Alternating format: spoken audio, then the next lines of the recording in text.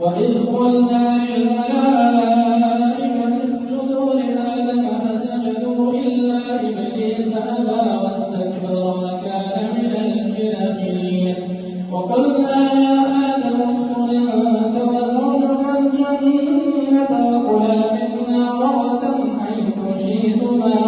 ولا تقربا هذه الشجرة فتكونا من الظالمين فأزلهما الشيطان عنها فأخرجهما مما كانا فيه وقلنا اهبطوا بعضكم لبعض عدو ولكم في الأرض مستقر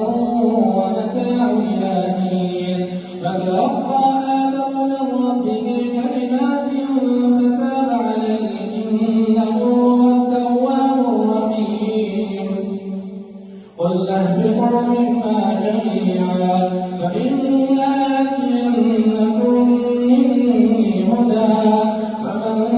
تبع هداي فلا خوف عليهم ولا هم يحزنون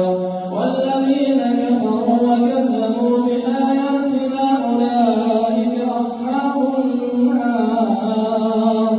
هم فيها خالدون يا بني إسرائيل اذكروا نعمتي التي أنعمت عليكم وأوفوا بعهدي